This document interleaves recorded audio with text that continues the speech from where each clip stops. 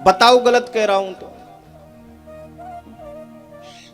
जितना सुख एक धनाढ्य को, एक उद्योगपति को सोने की थाली में 56 प्रकार के व्यंजन खाने में मिलता है ना, वही सुख एक किसान को, ध्यान देना, एक किसान को खेत में रूखी रोटी चटनी से खाने में प्राप्त हो जाता है, वही सुख।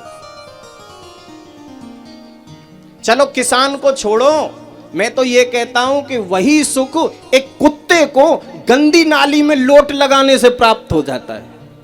आपने देखा, आप किसी कुत्ते को देखना, कुत्ते को जब वो नाली में लोट लगाता है ना, स्नान करता है, तो वो उसी को गंगा समझता है, गंगा जी में स्नान कर रहा हूं।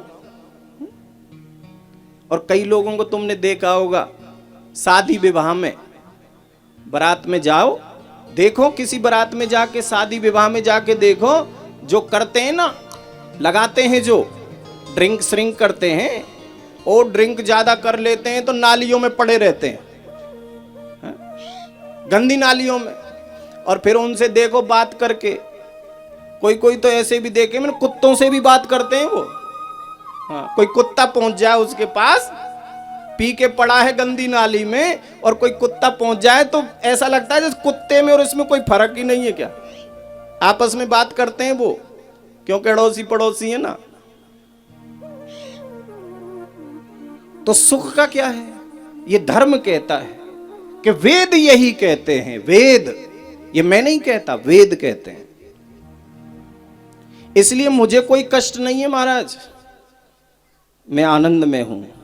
और वैसे भी सुख और दुख केवल मन की कल्पना है। जिसको हम सुख मान लेते हैं वो सुख बन जाता है, जिसको हम दुख मान लेते हैं वो दुख बन जाता है। जिसको हमने सुख मान लिया, कई लोग तो ऐसे हैं जिनको खूब आनंद है जिंदगी में, सब बात की मौज है, लेकिन मन में टेंशन बनी रहती है और इतनी ज्यादा रहती है, सब कुछ है, उसके बावजूद भी उन्होंने उसको भोग नहीं रहा है, वो उस सुख को भोग नहीं रहा, उसको प्राप्त नहीं कर रहा, बल्कि उसका मन का जो कनेक्शन है वो दुख से जुड़ा है और दुख बना ही रहता है। मन का कनेक्शन है सुख और दुख से, शरीर का कोई कनेक्शन नहीं है, मन का है।